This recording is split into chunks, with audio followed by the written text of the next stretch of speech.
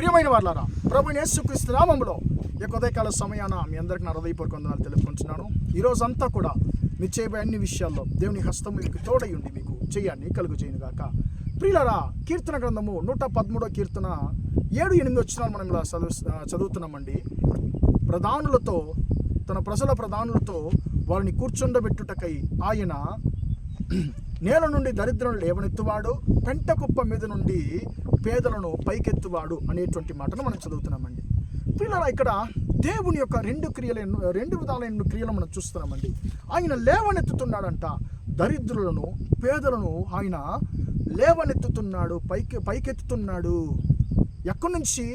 నేల నుండి, పెంట కుప్ప మీద నుండి వారిని లేవనెత్తుతున్నాడు. లేవనెత్తి ఏం చేస్తున్నాడు? వారిని తన ప్రజల ప్రధానులతో వారిని కూర్చుండబెట్టడానికి ఆయన లేవనెత్తేటువంటి దేవుడిగా ఉన్నాడు. ప్రియులరా, దీనులను ఆయన హెచ్చించేటువంటి దేవుడిగా ఉన్నాడు అనేటువంటిది ఈ యొక్క 2 వచనాలు మనకు తెలియజేస్తున్నాయి. ప్రియులరా, ఎవరైతే దేవుని యొక్క దృష్టికి దీనులుగా, దేవునికి ముందుగా తను తగ్గించుకుంటారో వారిని తండ్రి అయిన దేవుడు ఆయన హెచ్చించేటువంటి దేవుడిగా ఉంటున్నాడు. ప్రియులరా, కొన్నిసార్లు మనం అనుకుంటాం కదండి, నేను దేనికి ఉపయోగపడను, అసలు నా వల్ల ఒక్క లాభం కూడా లేదని చెప్పి మనము చాలాసార్లు బాధపడుతుంటాము. ప్రియులరా, అలాంటి ఒక వ్యక్తి పరిశుద్ధ గ్రంథంలో ఉన్నాడు. ఆయన పేరు సౌలు అండి.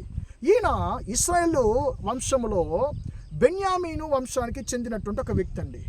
ఈయన కనిపించకుండా పోయినట్టు తన యొక్క తండ్రి అయిన కీసు యొక్క గాడిదలను వెతుక్కుంటూ ఈయన వస్తున్నాడండి. అప్పుడు సమూయేలు దగ్గరకు ఆయన వచ్చినప్పుడు ప్రియులరా, దేవుడు తన చిత్తాన్ని, సౌలు కూర్చున్నట్టు తన చిత్తాన్ని సమూయేలు ప్రవక్త ద్వారా ఆయనకు బయలుపరుస్తున్నాడు. అప్పుడే సౌలు అంటున్నాడు, అయ్యా, ఇశ్రాయేలు వంశంలో నా యొక్క వంశము చాలా చిన్నది, ఇశ్రాయేలు వంశంలో నా యొక్క తండ్రి కుటుంబం చాలా చిన్నది, నేను దేనికి పనికిరాని వాడిను, అలాంటి నా దగ్గర నువ్వు ఇలాంటి గొప్ప మాటలు ఎందుకయ్యా చెప్తున్నావు అని చెప్పి సమూయేలు ప్రవక్తతో ఈయన అంటున్నాడండి.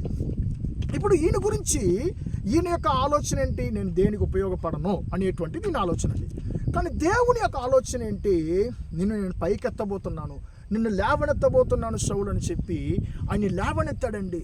ఆయన దేవుడు రాజుగా ఎన్నుకున్నాడు. సౌలు యొక్క జీవితం యొక్క మొదటి భాగంలో మనం నేర్చుకోవాల్సినటువంటి చాలా శ్రేష్టమైనటువంటి పాఠాలు ఉన్నాయండి.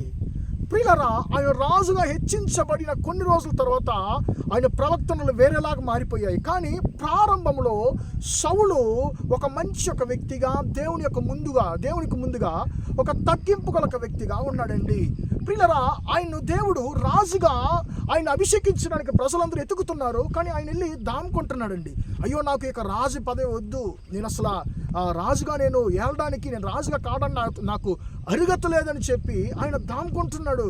ఆయన దాముకున్నా కూడా దేవుడు ఆయన ఎక్కడున్నాడో బయటపరిచి ఆయన్ని తీసుకొచ్చి ఆయన రాజుగా అభిషేకిస్తున్నాడు. ప్రియమైన దేవుని బిడ్డలారా, నిన్ను దేవుడు తన ప్రజల ప్రధానులతో కూర్చుండబెట్టడానికి ఆయన నిన్ను పెంట కుప్ప మీద నుండి, నేల నుండి ఆయన పైకెత్తేటువంటి దేవుడిగా ఉన్నాడు. అయ్యా, నేను పెంటలో ఉన్నాను, పెంట కుప్ప మీద ఉన్నాను, నేను నేల మీద ఉన్నాను, నేను దేనికి ఉపయోగపడని చెప్పి నువ్వు అంటున్నావేమో. దేవుడు అంటున్నాడు, నువ్వే నాకు కావాలి, నేను నీ హెచ్చించేటువంటి దేవుడు అని చెప్పి దేవుడు నీతో మాట్లాడుతున్నాడు. నువ్వు దేనికి ఉపయోగపడవని చెప్పి మనుషులు నిన్ను తిరస్కరిస్తున్నారేమో, నిన్ను చాలా హేళన చేస్తున్నారేమో.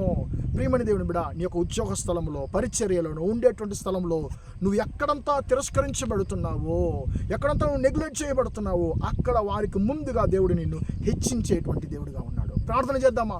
ప్రేమగల మా తండ్రి, దయగల దేవ, ఇంతవరకు ఈ మాటలు విన్నా తండ్రి, మీ బిడ్డలు ఒక్కొక్కరిని మీరు దీవించి ఆశీర్వదించమని ప్రార్థిస్తున్నాను తండ్రి. స్తోత్రం.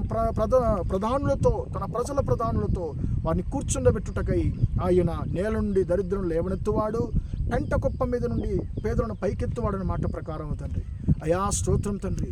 తన యొక్క దృష్టికి తండ్రి చాలా హీనమైన వారిగా తండ్రి ఉన్నటువంటి మీ బిడ్డలను ఒకసారి మీరు జ్ఞాపకం చేసుకోండి. నేను దేనికి ఉపయోగపడనని చెప్పి ఎవరైతే తండ్రి నిరుత్సాహపడిపోతున్నారో తండ్రి, వారిని ఒక్కసారి మీరు జ్ఞాపకం చేసుకుని వారిని లేవనెత్తమని ప్రార్థిస్తున్నాను. వారిని హెచ్చించబోతున్నందుకు నీకు స్తోత్రం తండ్రి. ఎక్కడైతే వారు తిరస్కరించబడ్డారో ఆ స్థలంలో తండ్రి వారి శత్రువులకు ముందుగా వారు మీరు హెచ్చించబోతున్నందుకు నీకు స్తోత్రం. ఈరోజు అంతా కూడా మీ బిడ్డలు చేయబోయే అన్ని విషయాల్లో మీ హస్తము తోడుండి వారు ఆశీర్వదించమని యేసు నామములో ప్రార్థించి వేడుకుంటున్నాను తండ్రి. ఆమేన్, ఆమేన్. ప్రియులారా, దేవుడు మిమ్మల్ని దీవించి ఆశీర్వదించును గాక. Praise the lord.